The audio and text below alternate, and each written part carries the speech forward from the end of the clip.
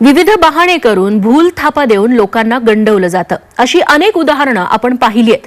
व्यक्तिगत रूपातही फसवणूक केली जाते। अशाही घटना काही नवीन नाहीत, मात्र पद्धतशीरपणे आखणी करून कारस्थान रचून एक दोघांना नाही तर अनेकांना एकाच वेळी लुबाडण्याचा कट आखला गेला आणि तोही अंमलात आणला गेला। यातून उज्ज्वल भविष्याची स्वप्न पाहणाऱ्या तरुणांना धोका दिला गेला। सोबतच पोलिसांना देखील थेट आव्हान दिलं गेलं। काय आहे नेमकं हे प्रकरण, यासाठी पाहूयात आमचा हा विशेष वृत्तांत।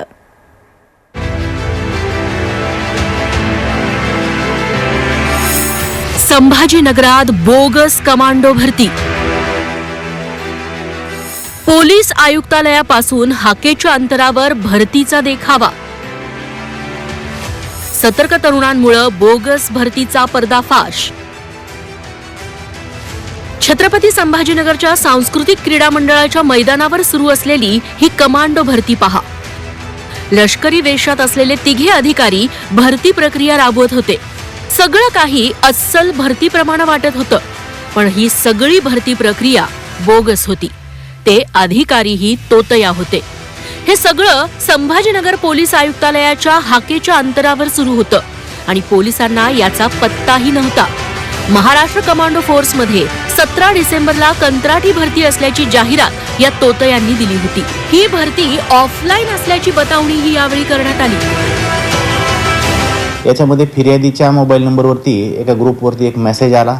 त्याच्यामध्ये महाराष्ट्र कमांडो फोर्स या पदाची भरती असल्याबाबतचा तो मेसेज होता आणि शहरातील सांस्कृतिक क्रीडा मंडळ या ठिकाणी त्या मैदानावरती 17 तारखेला त्याची मैदानी चाचणी असल्याबाबत त्यात नमूद करण्यात आलेलं होतं। कंत्राटी पण अंगावर खाकी चढणार या आशेनं 100वर तरुण या मैदानात आले। यातल्या 93 जणांना त्यांची निवड झाल्याचं सांगण्यात आलं।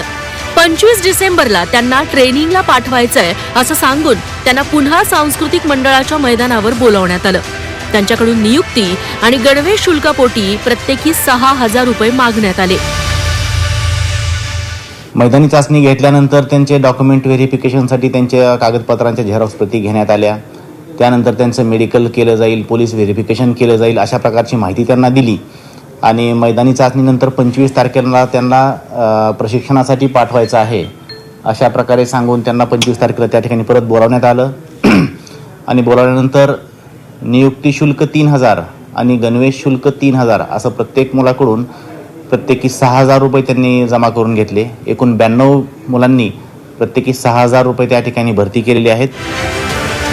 भरती प्रक्रियेत पैशांची मागणी झाल्यावर तरुणांना संशय आला। त्यांनी या संदर्भात पोलिसांकडे तक्रार केली। पोलिसांनी या प्रकरणी मूळ पंढरपूरच्या विशाल देवळी, विलास माने आणि सनी बागव या तिघांना अटक केली। तपासामध्ये 3 आरोपी आहेत। या FIR मध्ये 3 आरोपींना अटक करण्यात आलेली आहे। 3 आरोपी सोलापूर जिल्ह्यातील पंढरपूर तालुक्यातील आहेत। त्यांची 1 दिवसाची पोलीस कोठडी सुद्धा मिळालेली आहे। आरोपींकडून जे रोख रक्कम 3,35,800 रुपये, त्याचबरोबर मुलांनी जे डॉक्युमेंट्स जमा केले होते हे डॉक्युमेंट्स, इतर काही कागदपत्र, असा एकूण टोटल 10,90,800 रुपयाचा मुद्देमाल जप्त करण्यात आलेला आहे।